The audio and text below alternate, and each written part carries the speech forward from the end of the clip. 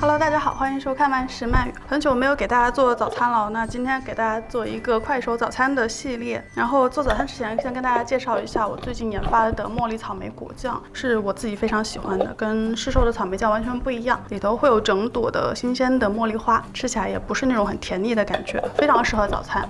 那早上我很喜欢那种最近很流行的松松软软、胖乎乎的那种舒芙蕾松饼，做起来其实比你们想象的要简单的很多，所以一会儿我会挑战一下，看能不能在15分钟里头把这个煎饼做出来。好了，现在首先我们来分蛋，把蛋清放到这个大碗中，蛋黄放到另外一个碗中。然后现在我们就来打蛋清了，因为一般情况下蛋清都是后打的，但是因为今天这个所有的动作都很快哦，蛋清可以先打，糖直接一次性加进去。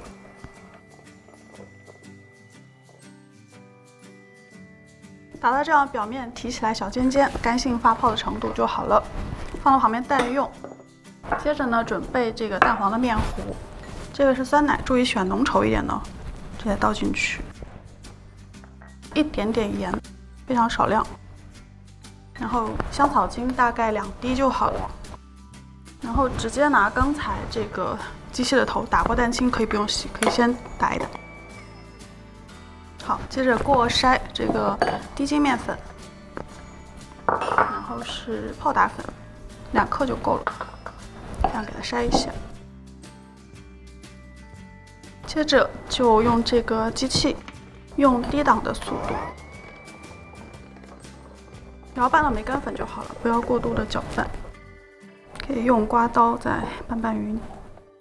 好，现在这个蛋清1/3的量加进去。跟做戚风蛋糕是一样的，先把这个1/3的蛋清和这个蛋黄面糊这样翻拌均匀。好，现在这个面糊倒回蛋清中，然后继续翻拌。所以这个面糊的质感和戚风蛋糕非常的类似。现在这个面糊拌好了，就是这种很浓稠的状态，我们可以开始来煎了。准备一个带盖子的平底锅，用中火给它加热一下，放1小块黄油在锅里让它融化。然后准备一个冰淇淋挖勺，这样比较好控制面糊的量。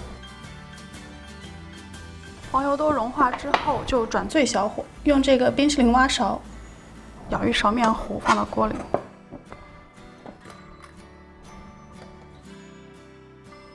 面糊下锅之后，可以再在表面加上半勺的面糊，这样增加它的高度。我给出的这个用量可以大概做4到5个小煎饼。然后往锅里头可以加一点点水，帮助后面加热比较均匀。立刻盖上锅盖。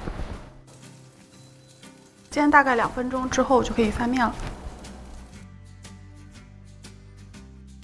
现在差不多可以翻面了。煎饼翻面的时候一定要很小心哦。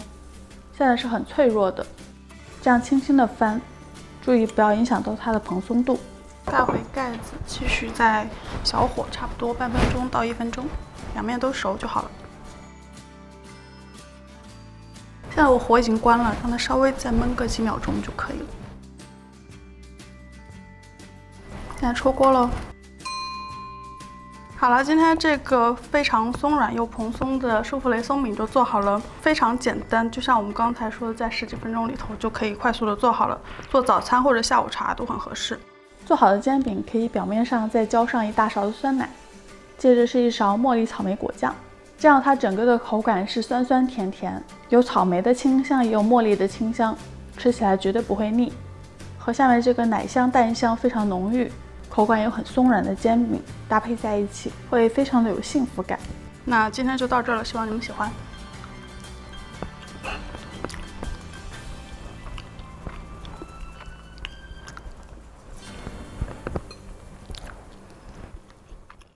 好了，今天的节目就到这儿了。喜欢我的节目，不要忘记收藏并分享哦。